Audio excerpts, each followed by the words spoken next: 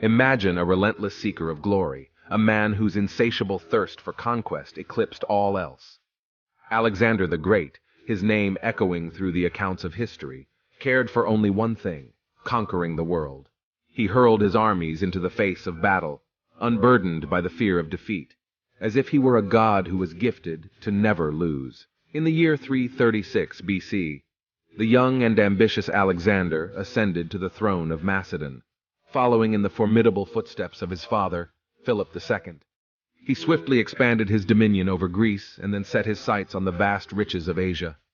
A decade of ceaseless victories graced his path, but the glory did not satisfy him.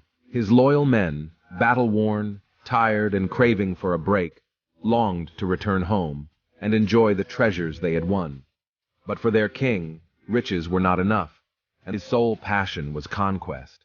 Victorious battles against the Persians saw him extend his rule over their sprawling territories.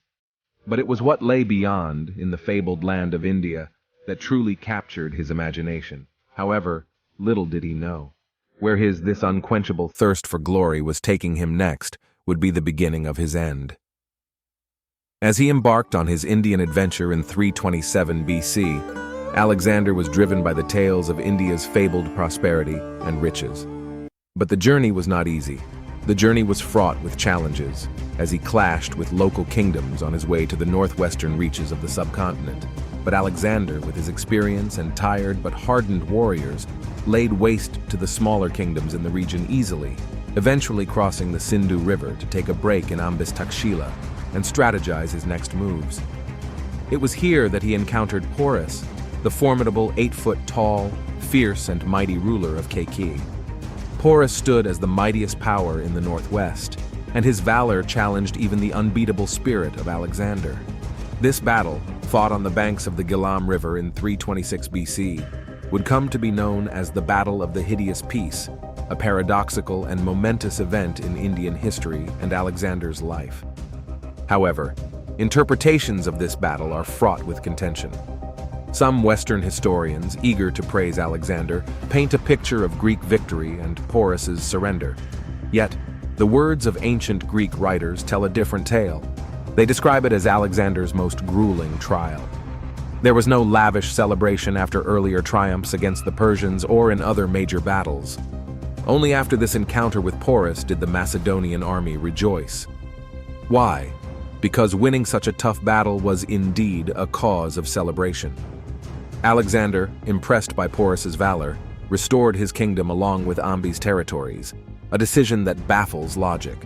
Why reward the very adversary who had inflicted heavy casualties upon the Macedonians? The answer lies in the realization that Porus and his troops displayed extraordinary bravery that gave pause to Alexander's men. Facing impending defeat, both sides called for a truce, a pact in which Porus pledged his support for the Macedonians in exchange for getting back his territories. Along with this, Alexander's retreat from India was prompted by his exhausted and tired troops, who had been fighting for years.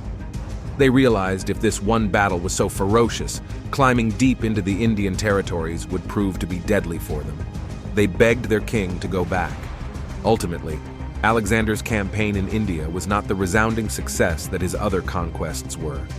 It exacted a heavy toll on the lives of his army men and tarnished his legacy, yielding meager territorial gains and negligible impact on Indian culture or society.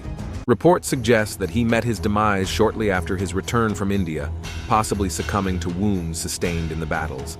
India, for all its allure, proved to be a treacherous battleground that marred his reputation and cast a veil of enigma over his final days.